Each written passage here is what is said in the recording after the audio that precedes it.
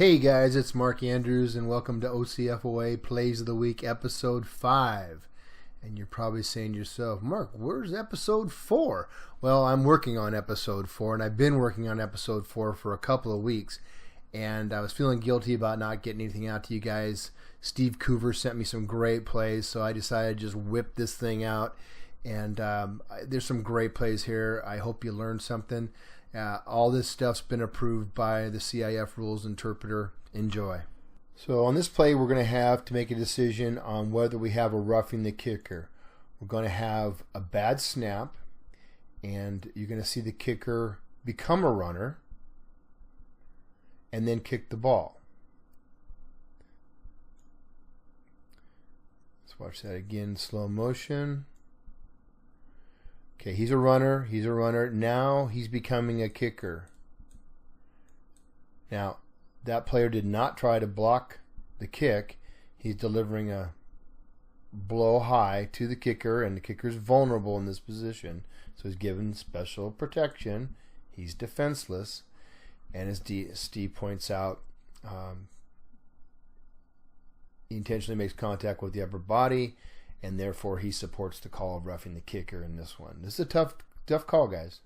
Okay, this play is just your garden variety dead ball foul after the play. But again, it's a great job of getting it. Watch what happens here. Got the runner down. Watch the player highlighted. That's definitely a dead ball foul. Watch 13 give himself up. He's done. Boom. Nice. So we're going to have a holding call here, and the umpire is going to make the call, throw the flag. Let's take a look here. Now, Steve's pointing out that these are the two players involved. A23, and I can't see the number of the B player. Watch it in real time. Okay, there's the contact. Now, as he points out, the back judge should have this action, and the umpire should be staying with the players on the ground.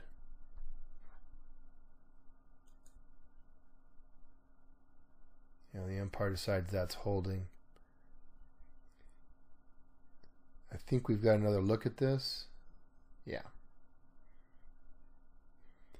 And I think you'll see from this angle that this is not holding, and the back judge has it.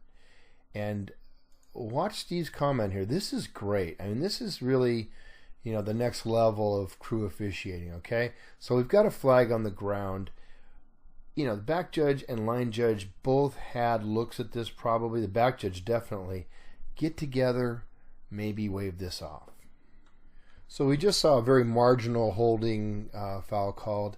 It's not clear whether this foul was called, but it's clearly a foul. Watch the two players highlighted. Now, B3 definitely beats A55, and as Steve points out, we are looking for bad color, and that means that the defense is in the offense's backfield, and this is where you want to watch for holding when they get beat. And this is clearly a takedown. That's holding all day. So this play involves an interception, and what are we looking for when we have an interception or another broken play? Say it with me. Blindside blocks. Let's take a look. There's the interception. Change your focus. Look for the guy swimming upstream. Here we go.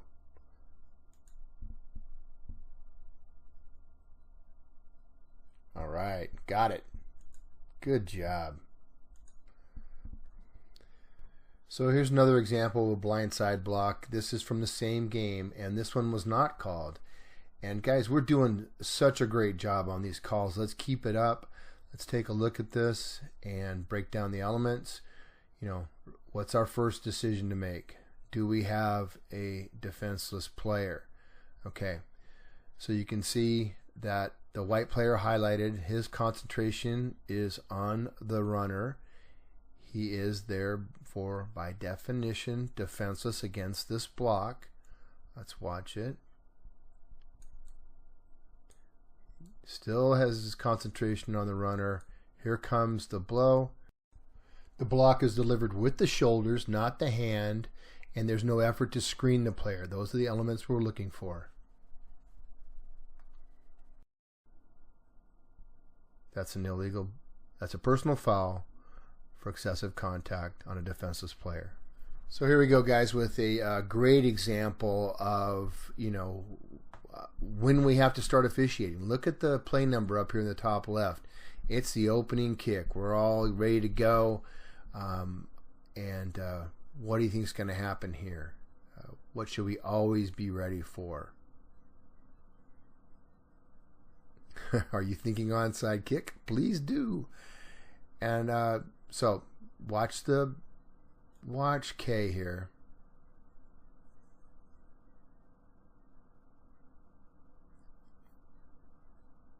Look at 44. Oh, he's offside. Okay. Now, we can give him a little leeway on a normal kick, but on an onside kick, they're breaking the plane. We're throwing a flag. Okay, we got to recognize this.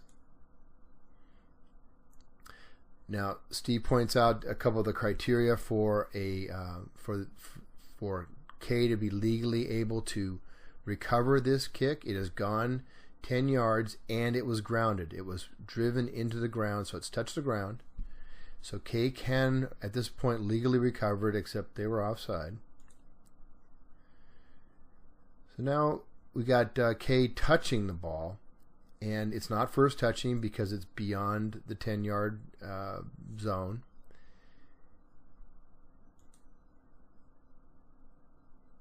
We've got a recovery by K. He cannot advance. We know this. Scrimmage kicks, free kicks cannot be advanced unless there's a change of possession. And he's pointing out that ours being a little bit lazy, but that's okay. Okay, so here's another play that is early in the game. If you notice, play number 9. Let's take a look and see what we got here. Now we've got 3 players moving before the snap, and he points out that this is how we're going to have a good game. If we start out this way, it's going to be a long night. Let's watch it in slow motion. There's number 1, there's number 2, and there's number 3, all going before the snap. Now, the head linesman gave it a thought. He had something, but now he passes on it. He's probably thinking it's too late on the whistle. Get this, guys. I know it's tough. I know there's a lot of things we have to watch, but we got to get this type of foul, especially when there's that many guys moving. So here's another play that can make or break your night. This is going to be a fumble after progress has been stopped. And again, flank officials, this is one we've got to get.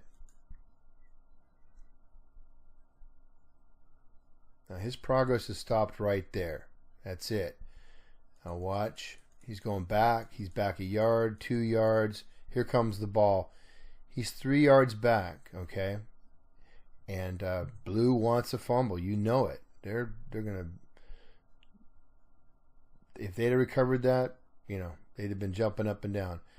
Head linesman got the progress spot. So did the line judge. Great job. So we're going to see a foul on a defenseless receiver here, and this is a topic that we talked about in the previous meeting. We're going to talk about it again in the October 5th meeting, and I want you to take a look at this.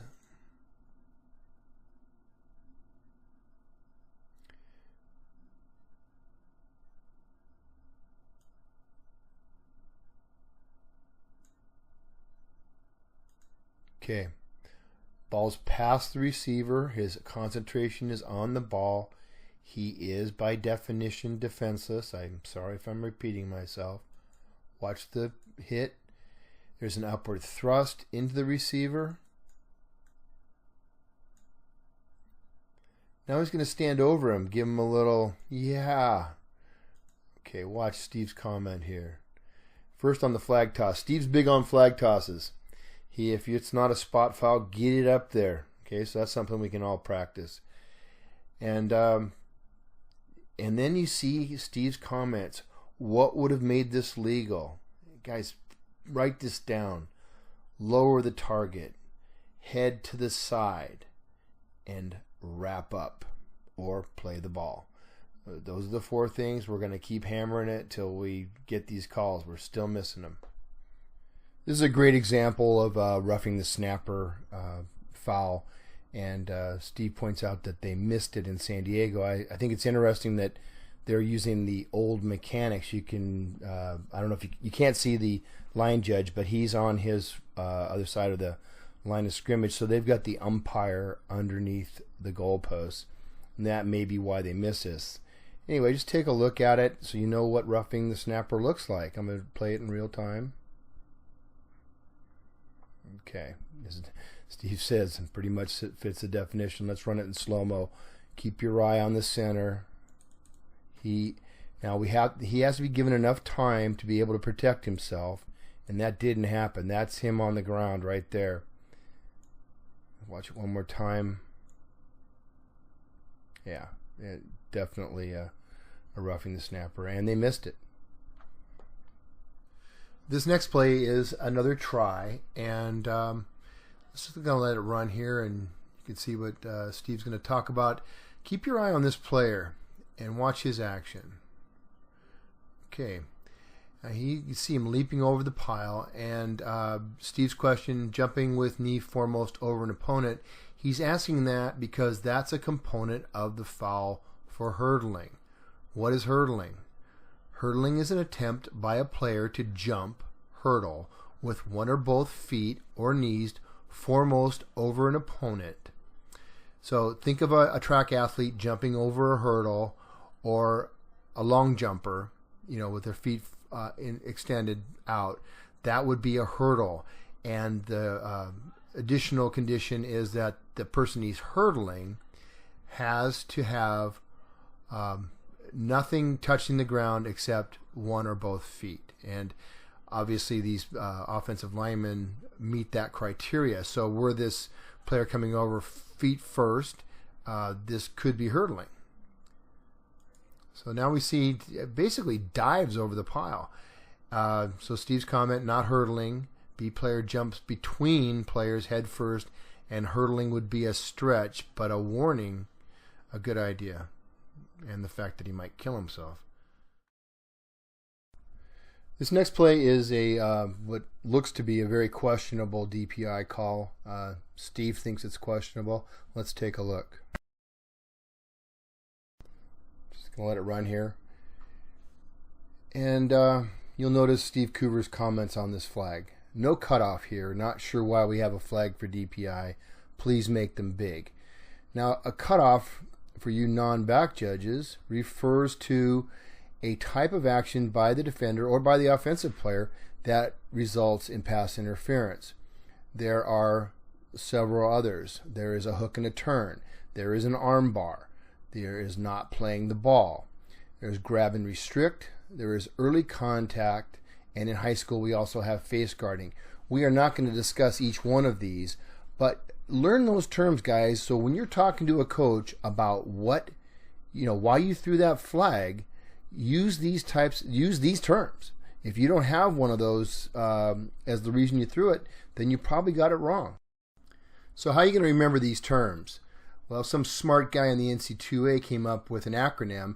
In the NC2A, face guarding is not PI, so if you take the first letters of each of those first 6, they spell change. So just remember change and add an F, change F, and you'll have the 7 types of action that can result in PI.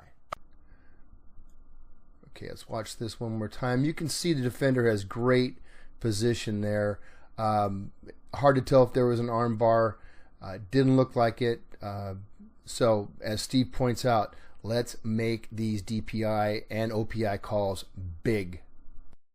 This is our last play, and this is a helmet contact, illegal helmet contact type of foul. This is ruled spearing. I think it could easily be targeting. Let's watch it in slow motion here. You can see the lead of the helmet by the defender. This is This should be the first clue that something's up when he leads that way. Hits him right in the face mask. Let's go back again. I'm going to delete that comment so you can just see this in real time.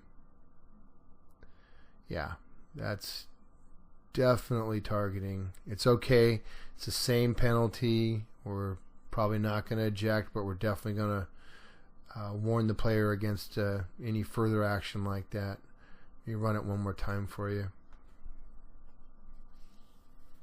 Watch him lead. Boom. All right.